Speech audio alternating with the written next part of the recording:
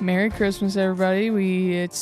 As we record this, it's December 26th, and we went through a snowstorm today.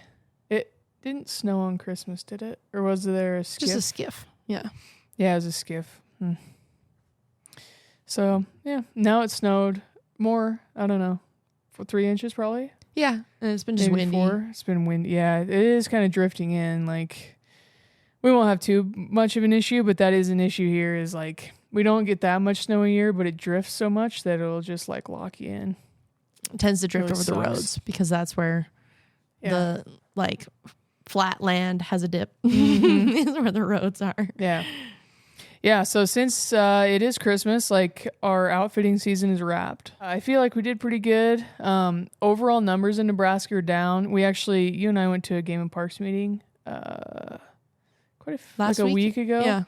And got a little info, like some data, which was kind of cool to see. But it's pretty much that way throughout the whole state, it seemed like just numbers in general are down. Yeah, I mean, they mainly were talking about how it was like quite a few years of drought. Yeah. And then, so like, reproduction wasn't doing great because of the drought. And then last year with just such a big winter, it was kind of the nail in the coffin as far as like... bad things happening to deer, and then EHD and stuff like that. It's like a bunch of factors. We had a couple bad EHD outbreaks. In 2020, you found a buck actually. Was it 2020? I couldn't remember if it was 2020 or 2021. No, that was fall of 2020. You found a really good buck. Actually, you found it's like a unicorn buck. Is super cool. Yeah. Has a brow tine. It's almost like another main beam that it started. It's like to another main swing beam, around, I call it. But probably 11 inches. Of just like real thick main beam that just kind of like unicorns out in the front. Yeah. Always sucks to find a deer that has died from disease or anything like that. Especially like we have game camera pics and stuff from this deer. But like. Kind of cool that he actually gets to stay on the place. Like he's in the hunter house now, and so we get to look at deer all the time, but they don't. If we get to shoot them, it's with a client, and they get to take them home. We don't get to keep them. Yeah, which is kind of, Have you seen those little what do they call those? They're like mini mule deer mounts. You can get them of anything, but you can they'll make you like a miniature replica. Like a tiny miniature replica. You could get them of shoulder mounts. So it looks like they're a shoulder mount on the wall, but they're just tiny. I'm pretty sure you can get full body ones. I thought about getting one of the sheep. Yeah, that'd be cool. Yeah, for sure. Or like other big deer. For like a Christmas ornament or something. Yeah. Or just something like if we had some like really cool memorable deer on the place, it'd be cool to like get those little mini replicas and we could just have them, somewhere in the lodge just to kind of like... Yeah. I don't know. It'd be cool just to look at and be like, oh yeah, those are the little mini versions of the cool deer that we've shot out here before. Yeah. Yeah. They're kind of cool. They're super cool. So yeah, overall, what were we talking about? Just EHD. The numbers being down on the deer. EHD. I mean, we had an EHD outbreak, I would say 2014, 2013. That was like detrimental. I mean, it legitimately, I don't know what stats are, but just from looking, I mean, it took half of our deer out at least. So you think you guys were like bouncing back from that, and then the drought and the next EHD like a little bit hit? I feel like we were starting to get back from it, and then it seems like we had more deer last year too. But I mean, that's after the winter. So yeah, like this last winter in this part of the country anyways was really bad. It was just like basically from December, they were talking about December 13th or something like that. 14th is when it started. And it never really let up until you and I came, which was the first week of March. Yeah, it was bad. And it like we bought a snowmobile bad. Yeah. Yeah, we literally, because I thought we were going to have to snowmobile in. You don't really need a snowmobile Not ever. that often. No. Until you do. And yeah, so it would basically snow and it would melt off a little bit, blow really bad. And then, so it just made a really, really bad crust. And I'm sure there's a lot of deer that couldn't break through. I mean, just couldn't handle breaking through it. A lot of, makes you wonder, there's a freaking ton of coyotes this year. Like, they probably went through there, they probably ate good. Yeah. This winter. I'm sure they just skipped right across the top. Yeah, they can run across the top. So yeah, hard to say, but definitely seems like the numbers are down. And Fish and Game or Game and Parks kind of said that it's been a steady decline, but this year was pretty bad. But we did pretty good. I think that our numbers were really good on our harvest rate. We did really well on our I guess inch ratio per deer, if you want to call whatever you want to call that. This is something that's interesting too, is people oftentimes they'll talk about like, I feel like we don't have as many deer as we used to, but I feel like our quality is better. Mm-hmm. So, I mean, that could be just like more for the bucks to eat this year because there's not as many of them, so they're not competing. But then maybe they're just not spreading out as much. So I don't know. You don't know. There's a ton of biology that goes into that. And like getting a true biologist on to talk about that would be really fun because they can deep dive into that stuff. But there's definitely science behind not having as many animals on the landscape so the ones that are on there can thrive. Yeah. I think that this year was a really big spring too, so that we have a ton of foliage that everything was able to eat on. And so I think that they had an opportunity, like the ones that did survive were probably the age class of like prime deer that like the old ones probably didn't survive. Maybe the super, super young ones didn't survive fawns and stuff like that. But the ones that did were of the age class that they were already, 4, 5, 6-year-olds and then came in and ate a bunch in the spring that had a big spring and they were able to just grow. I mean, it was great. We had a lot of fun this year. I guess we'll just talk about it now. So that meeting that we went to was, I don't know, hit the high notes. They have 33 mountain lions captured. Or not, collared. Not captured, collared. And they're doing all kinds. I mean, they seem to be pretty lax on. First of all, going into this, I didn't really know what to expect. I thought it would be really frustrating for some reason, but it seems like the biologists that are, and just the people that are they're recommending these things, which I believe are biologists. They're recommending like season changes and adjustments and all this stuff. They're recommending that to the commission. I don't know any of the commissioners, so I don't know where it goes after that. But like how that process goes. But it seems like the guys that were recommending stuff, that were at least giving the presentations, they seemed really on top of it, and it was a breath of fresh air. Yeah, like you could tell that they were all hunters themselves. They had the same like concerns that other people that were in the room did, and they were like, we are working on it. Like numbers are down, we're cutting doe hunts. Numbers are down. We like in Nebraska used to have 2 buck tags that each resident could have. Now you can only do 1.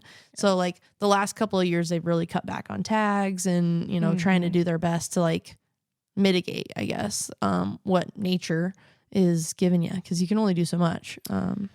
Yeah, and then they like have to pay attention to a lot of different. I mean, there was a lot of different kind of people in that room. Like I looked at the sign-in sheet, and like about half of them were landowners, about half of them weren't. Most of the people in the room, like they just have a lot of people they got to pay attention to and try to figure out how to make adjustments off of. And like I feel like a lot of the hunter feedback that they're getting isn't so much because of low, like it is, some of it is because of low numbers. There was a guy there who had people from who knows where, it was out of state, come shoot just like a bunch of 2-point little mule deer. And he's like, how do we just fix this thing? How do we keep people from shooting forked horns? Yeah. And so he was like, why don't we do like an antler restriction or something? And the biologist was like, you look at the antler restrictions, like they just aren't really proven to, so it just leads to otherwise issues. Yeah. Yeah. Like leads to other issues, which I don't really understand that. Robbie has some good, Robbie has a really good podcast through the Rockcast. He has a good episode on that they talk just about antler point restrictions. And a lot of it seemed to be, it just made people feel better. So they had to, but and that's what this biologist said too, was that Wyoming has a 2-point restriction on a lot of their units, or maybe it's statewide, I'm not sure, but that they did that just because the hunters wanted them to do it, that there's actual no data that supports it. It's actually, I think there's actually data that kind of supports it the other direction. Like it just leads to different problems. It just like pushes the problem somewhere else. But yeah, that was like, anyways, it was an interesting sit. We got to go through some stuff where we are at in the plains. We're kind of split between the plains and Pine Ridge. But just on the plains in general, this year, so 2023 rifle harvest so far is down 13% from last year, which the season is technically still a week from over. It was 2 weeks from over when we were at that meeting, so that could have changed. But yeah, 13% from last year. I mean, that's kind of significant. And it's down like about 43%. I think he said 43% over the 5-year average. So you're like knocking on 50%. You're probably over 50% in some areas, under in some other areas. I mean, that's kind of a lot. Like, you know, that's you're used to seeing whatever. You're used to seeing 20 deer a day or 50 deer a day, depending on where you're at and how far you can see. And, you know, you're cutting that in half. All of a sudden people are like, oh.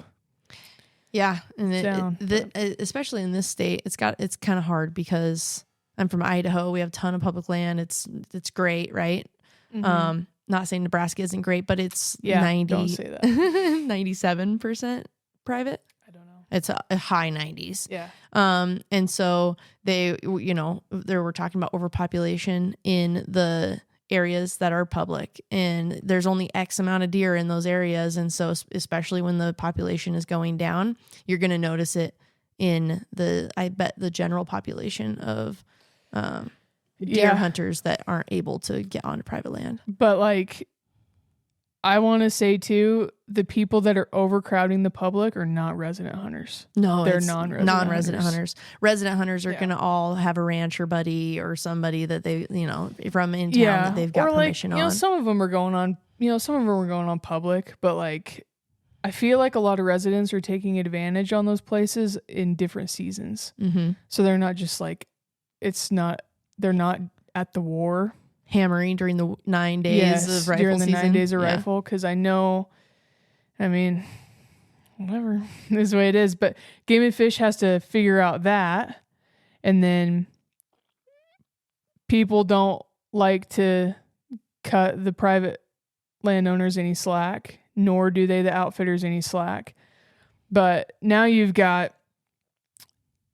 they have this split now to where 15% of the tags go to non-residents, 85 go to residents, which for a resident of Nebraska is great. Like, it cuts down just kind of on everything. Like, but then you have like outfitters that are like, oh, only 15% go to non-resident.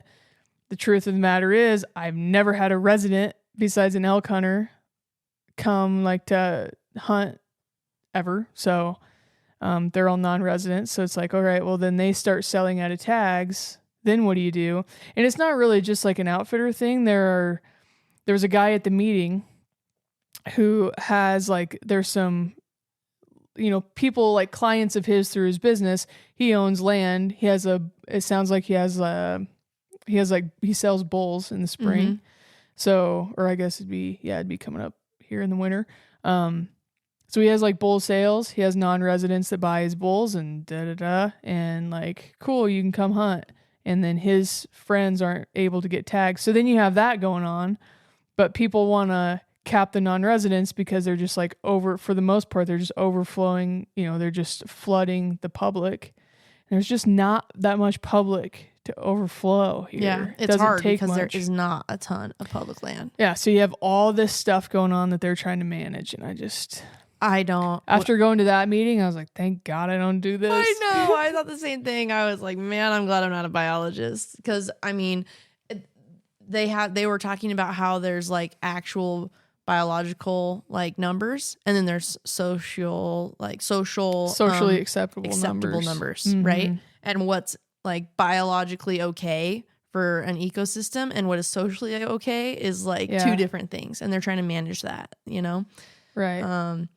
Yeah, it was very interesting. I'm glad we went. I don't wish that job upon anybody because I'm sure they're in a no-win situation. They're either like landowners are either mad at them, or hunters are mad at them, or non-residents are mad at them. It's kind of like being a ref in sports. You're always going to be on the losing side of someone. But I'm glad that there are people that are doing it, and I'm glad it seems like these guys are actually really passionate about it and they're trying to do a good job. Yeah, I think so too. If there's any like Nebraska residents that are interested in it, or I guess even non-resident people, they're having a Zoom meeting like January 17th? 7th or something. 7th. Okay. It was a single digit, so it must be the 7th. But if you just go to Nebraska Game and Parks, sorry, you scroll to the bottom, hit the news. I think it's in the news somewhere, and it'll show you how to get into the Zoom meeting. But yeah, it'd be great. The podcast is brought to you in part by First Light Technical Clothing, keeping me dry and comfortable from the duck blind to the backcountry. Check out all of their offerings at firstlight.com. Sig Sauer, from the popular cross rifle, which I love, to everything optics, handguns, ammunition, and accessories. Visit sigsauer.com for their full lineup. And Onyx Hunt Maps. I use Onyx Maps to plan and execute my own hunts, plus keep everything organized and accounted for at the outfit. I'm always scouting with the app. Check them out at onyxhunt.com. I think last time we talked, we were getting ready to go. We were getting ready to go to the Meat Eater Live. So we went to that. We went down to Denver and did that. That whole thing is completely wrapped up. They did their last show. If they do it again, I would recommend people go. Like, it was pretty fun. Like, I thought it was super fun. I was just in the stands hanging out. And from a viewer's perspective, I thought it was great. Yeah, I was too scared to look out into the audience. But I did. I took a scan right before I walked out, and the first person I saw was Logan, who works at First Light. He's the Duckmeister of First Light. And I was wearing my duck sweatshirt, and I was like, dude, he was stoked that you were wearing that. Pumped. The girl, I can't remember her name, but she was the artist actually drew it, was with Logan. And she was also stoked that you had it on. Before the show, actually, Yanni also had the sweater on, and you guys almost had to rock, paper, scissors on who got to wear the sweater or not. And he was like, oh, that's all right. I got other stuff to wear. Yeah, it's true. But yeah, no, it was super fun. A little interaction with the crowds and stuff. We did the little VIP meet and greet thing before. Which was kind of fun. So we got to talk to a lot of people. It was kind of funny. There was like some people that were asking what we were doing, like, oh, how'd the season go this year? And I was so wrapped up in guiding. I was like, oh yeah, we've had a pretty good year actually. There's, start talking about guiding. They're like, no, like your year. And I was like, I forgot we hunted at all. I haven't talked about my year in a long time. I don't really know what happened. We've been guiding for the last like month and a half strong that we kind of forgot that we hunted as well. Yeah, seriously. It was fun though. It was fun. Jordan got to do a lot of handshakes. What I thought was really cool was a couple of young girls come over and we're like starstruck a little bit, and we're just like, oh man, I'm so glad I get to meet you, and blah blah blah. And what did the one girl asked you something like super cute? She was just like, oh, she asked if she could come and hunt at the ranch or something, right? Oh yeah, and I give him a business card. So that's what it was. But yeah, she was super cute. It's just fun to like actually see people like come and chit chat with everyone and like be excited about it, and it was fun. And all good people too. Oh, for sure. Yeah. It wasn't kind of fun. Like, it was super fun. I'm not good in social situations, and I surprised myself a little bit on just like loosening up a little bit and just being able to talk to people, and it was fun. Well, I think you knew what was coming / what to expect type of a thing, and so you could like prepare for it, compared to like when we're just randomly like run into somebody we ran into someone at an ice cream parlor one time, and Jordan did not know what to do with herself, and was just like cool, yeah, thanks. Yeah. Okay, bye. Thank you. But I thought it was a great time. Yeah. We did we got a comment there that it wasn't a negative comment. I just want to talk about it just because it's not true. There was we were talking about going to Arizona and just like, hunting ourselves in general, and there's a guy that was like, it's got to be awesome, like now that you're under the Meat Eater name, like you can just go on any private that you want. Yeah, get tons of access. Like, it's got to be awesome. And we were like, wait, what? Yeah, I was like, oh no. I mean, we've got the Outfit in Nebraska. That's private because that's my family's place, and I lease like around it. Some neighbors that I grew up with, you know. But as far as like Western states, it's all been public. Yeah. There was one time that Leah basically like pulled my ear and got me to drive into these people's driveways so she could go ask if she could hunt, and I just wanted to crawl into a hole. She was very upset with me. Yeah. I was like, I'm going to sit in this vehicle, and I'm not going up to that door. There was a big buck on this property, and I grew up in Idaho, where I guess it doesn't matter where you grew up, but I grew up not having a place to go all the time.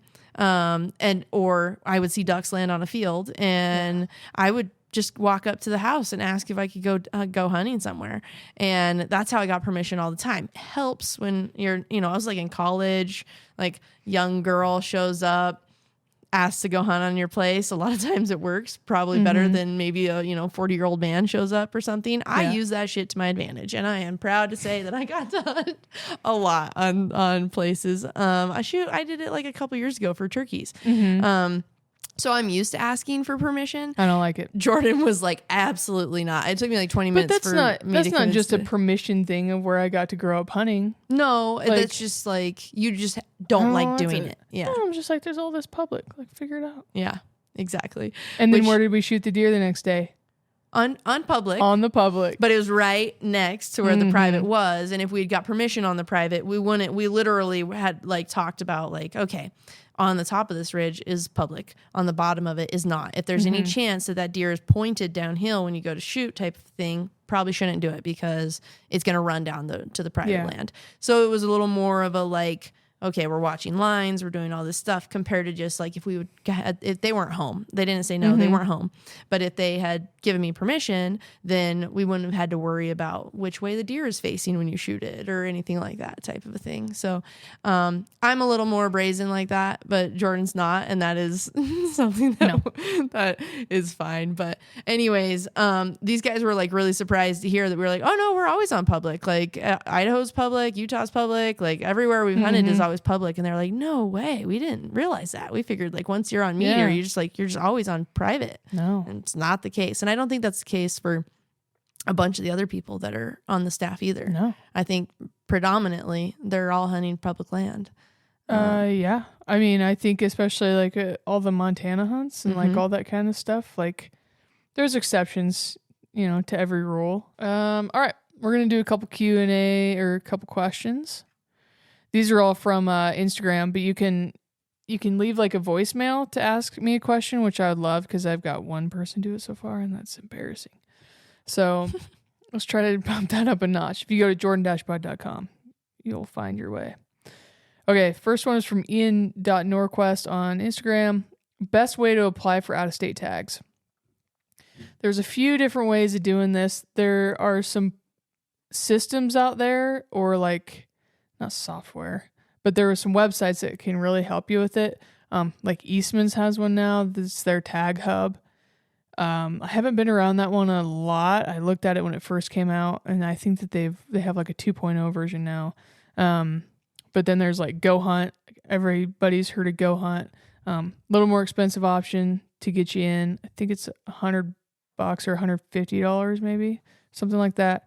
But it just basically lines out like you can go to a state and say, hey, I want to hunt freaking wherever, Wyoming, and I have this many points, and where can I draw? It filters the units down for you, so it just kind of eliminates some steps for you. Then like Epic Outdoors is another one. So Epic Outdoors is great. It'll tell you all the things that Go Hunt tells you, but if you have that Epic membership, you can actually call and talk to people that know what they're doing. It's kind of like a Hunt and Fool-ish type thing. And there's other things there too, like Hunt and Fool. Like there's a lot of them out there. So you can go that route to help you like narrow down units and all that stuff. At least to get started. Like if you're a noob completely, like paying to talk to those guys would probably be like the best thing you could do, because they're going to give you so much knowledge.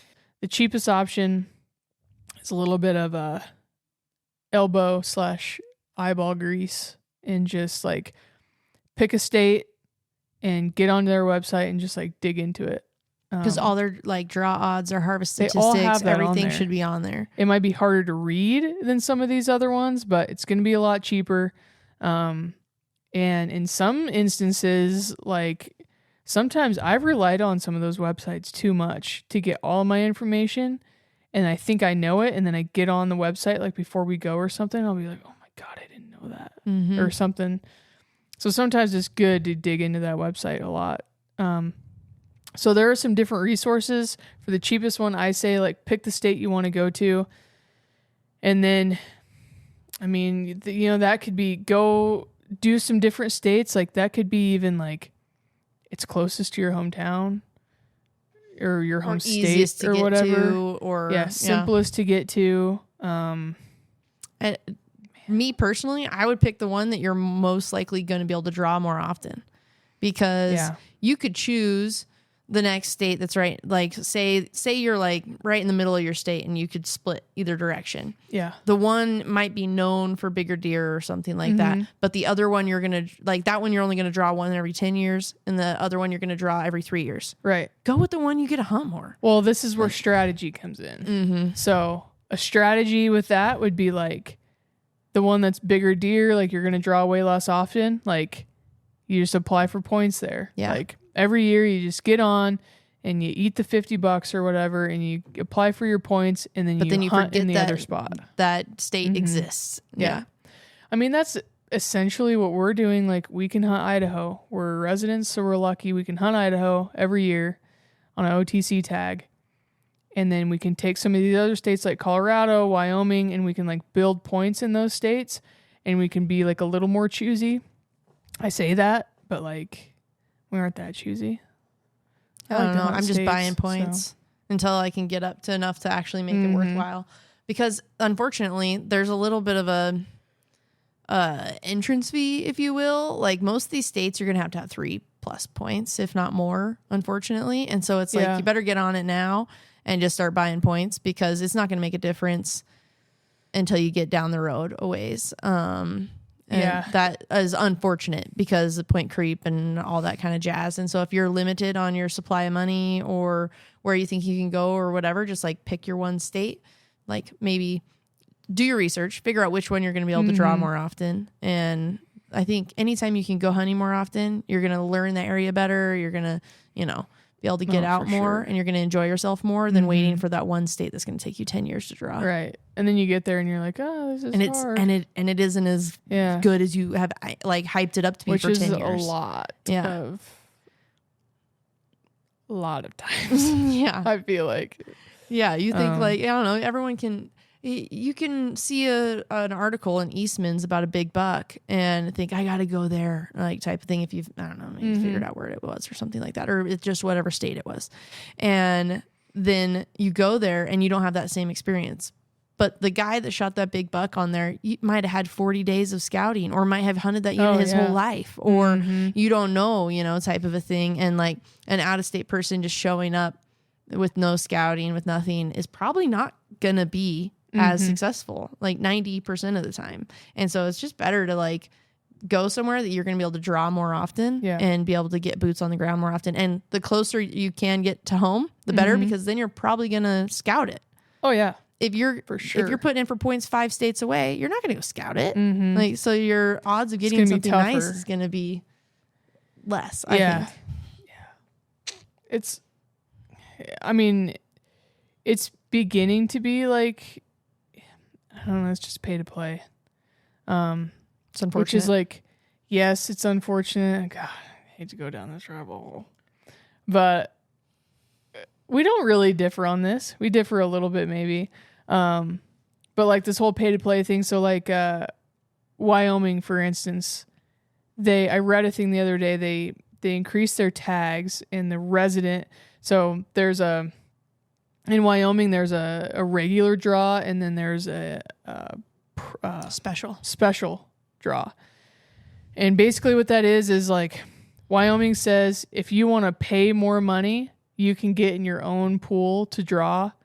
And the draw odds should be better. They should be better. That's not always true, but they should be better because it's a smaller amount of people that just want to pay more money to whatever. Your draw odds should be better. Not always the case, but that tag is now going to $1,900 and something dollars, whereas like the regular draw is $700, I think. Mm-hmm. Which is right in there for elk, I think. Not the $1,900 though. Yeah, that's pretty expensive. But like some people were like, "Oh, this is like a rich man's game, pay to play." But like that's for non-residents. That's going out of state. Like if you really want to hunt there and you like, you know, it means that much to you, then like move there. Yeah, be a resident, buy a $30 tag, and have all this. We have friends that have done that. Place to go to. We have multiple friends that have moved to a state because hunting is better there. The whole reason that they're raising the rates is to try and, unfortunately, lower the amount of people that are trying to go into the states to non-resident hunt, because non-resident hunting has blown up recently. It's, you know, there's just a lot of pressure and a lot of people trying to get these limited numbers of tags. So how do they combat that? They keep raising the rates. You would be better off if you lived in, you know, any state that has what you want to hunt. It sucks if you live in Iowa and you want to hunt giant mule deer, you're out of luck. That's not going to work. You got to come. But if you say like us, we live in Idaho. If we spent $800 for an out of state tag in Wyoming, if we spent $800 on gas, food, and equipment to be able to go scouting more often and boots on the ground in Idaho, we would harvest more and have more fun in the same state that we're in, instead of spending $800 for a state away that we don't get to do all that stuff in. And so it's like pros and cons, right? Like you might have this ideal image of like, oh, I'm going to go to Wyoming, I'm going to shoot this bull and it's going to be great, blah, blah, blah. And you get over there and you don't know anything about it. And then you're on the struggle bus the whole time. You could have spent that same amount of money on being able to know your own state even better. Right. So there's which that. Works for Western, but for Eastern, like you said, if you live in Iowa and you want to shoot a big mule deer, you gotta come this way, at least a little bit. But then we're in Idaho and we're like, dang, I kind of want to shoot a big whitetail, and it's like you got to go east. So it's like pros and cons. Well, yeah, or we got to go to Nebraska. Yeah, that's east. That's east. That's true. We were hunting public whitetails in Montana. Yeah. And for us, it's more of just like the fun. We have fun hunting, and so we're gonna like hunt in Idaho, and then we're gonna like go somewhere else, and like we love to explore and try new places, and I don't really have any other like this is really what I do. I don't have any other hobbies. You don't like Unfortunately, bowling? I had to get no. Please, I had to get another hobby called snowboarding. Yeah, and I had to buy an expensive ass snowboard. You didn't have to. I gave you my old snowboard. Yeah, but it sucked. It did not suck. It was a great snowboard. It was not like I bought it out of it was a Burton. It's not like I bought it at a thrift shop. I know. But it didn't quite fit me. Yeah. It was too long. And she likes things. New things. Yeah, I got a Scotty Lago board. Exactly. Yeah. So yeah. Geez. I mean, you have two hobbies. I'm proud of you. Yeah, but my main one is hunting. Is mule deer. Living, and breathing, hunting. I mean, it's true. What do we do on our spare time? We go glassing. It's just what we do. Sometimes. Yeah. Okay. Next one. From entertain_Matt, we're going on the optics train a little bit here. Is there really such a thing as so much magnification that your binos aren't useful? There's two different categories for this. I'm going to tell the one that I first talked about, like your cheaper line. And usually that's like, I think more components are like maybe made of plastic, or, you know, they left some stuff out. The tolerances aren't quite as tight. Maybe they didn't put as much development into like the coatings and stuff like that. Like it's still probably a pretty good pair of binoculars.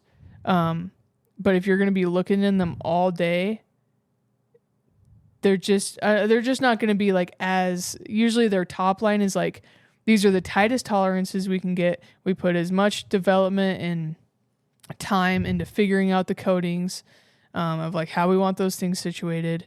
We put a lot of, thought into the ergos, like the ergonomics of the thing. Like this is like as good as we can make, and here it is. Oftentimes those just the lower tier ones that just end up being cheaper because they did things like made some of the things plastic and whatever. As you go, just kind of as a general rule of thumb, as you go up in power on those things, the glass quality tends to go down, or you're just not going to be as impressed. The clarity is going to go down. Kind of everything is going to go down. If you need to really go like on the cheap side and buy like a really cheaper, like a lower on the lower line set of binoculars or whatever, because they're cheaper, go with like a pair of 8s, or at the very top, go with 10s. But if you go on the lower powers, just the less you're going to be able to see those differences. Was that an awful explanation? No, that was great. Yeah, I know. Jeez. Yeah. So I told we kind of talked about this when Jordan told me the question before we started, but there's two ways of thought, right? It's exactly what you just said, which was the higher power you get, if you don't have great glass, you're not going to be able to see as clearly. Yeah. And the other thing is stabilization. The higher you get, the more that hand holding is going to become impossible. And that's kind of just like in general. Yes. Yeah. Like, doesn't matter if you have great glass right. or bad glass, like not as good quality glass or whatever. The higher you get, you're going to be able to start seeing your heartbeat when you're trying to look at, picking apart sagebrush and stuff like that. Like you physically cannot hand hold a pair of 15s and be able to see as well as even if you drop that down to a 12 or a 10, because you're going to have so much motion, and then your eyes are going to start to get tired because they're trying to make up for that motion and stabilize yourself. You're just not going to be able to pick up as much either. Because it's just gonna be shaky, right? So that's when, if you go higher, like you could have the nicest glass in the world, if you're hand holding those, you're hamstringing yourself. You need to put those on a tripod and like get a nice stable base, and then you'll be set. But if you don't do that, you could spend all the money in the world on a really nice pair of binoculars, and you're not gonna be able to see as much as someone with a lesser power, cheaper pair of binoculars on a tripod. Yeah. So that would be my thing, is like you got to add stabilization into it. Yeah. So yeah, kind of wrapping it up. We're headed to Arizona. My tag opens January 1st, I'm pretty sure. There are a lot of, I didn't know this. We made the internet mad. Oh yeah, I haven't got to that yet. But we did we pissed the internet off.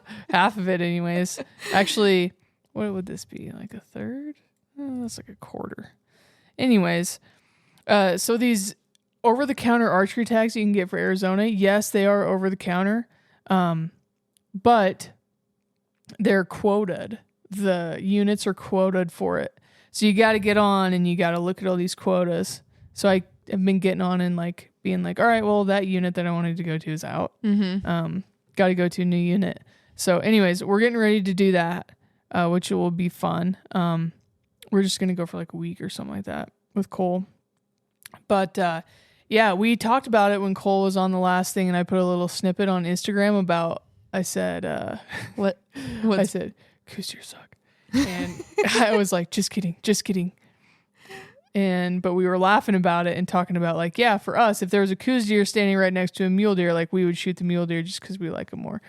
We were poking some fun at it, and oh my god, it pissed some coos deer people off. Like, there's some solid coos deer followers, religious followers of the coos, of the cows. Yeah, and some guys were just like, well, you never hunted coos deer before, and I was like, I have actually.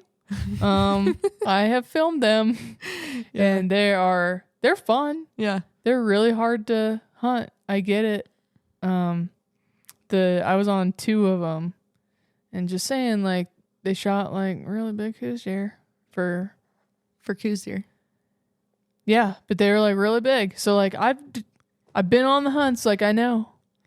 And it was fun, but I would just rather go mule deer hunting. So we did that, and we put up a little thing. What was I put up a poll? A poll, yeah. What was our final stats on that? 900 deer versus mule deer. 920 people voted for mule deer, and 193 people voted for coos deer. We had a guy take our reel, and he made it into his own. He like talked at the beginning of it and then showed our reel. And he's like, so for all you Arizona guys, I'm quite sure that all of his people went coos deer over mule deer probably. Mm-hmm. But like somebody said, he's like, it's cool with me if you like mule deer. More coos deer for me. Mm-hmm. And I said, yep, more mule deer for me. So it's all good, guys. Yeah. Don't freaking... like literally that blow their tops. It was so funny. I loved it. It was just like people were bickering, and it was hilarious. It was funny. We also got a sensitivity screening on Instagram for that one too. And we were sitting here at our kitchen table talking about coos deer versus mule deer. I think that's because I said shots fired, and then I did the squirt gun. The lime green squirt gun. Yeah, the lime green squirt gun. But I took that off, and we were still flagged. So I don't know. It's because the coos deer people were mad. Be nice. Be nice. Okay. So with that hunt, it's an archery hunt. Yeah. You have a tag. Cole has a tag. Cole's dad has a tag. Yeah. You got your bow all set up? Yeah. So I've got it sighted in. It wasn't sighted in last time we all talked. But it's sighted in, and yeah, I'll go through that a little bit here. Let me grab it. Okay.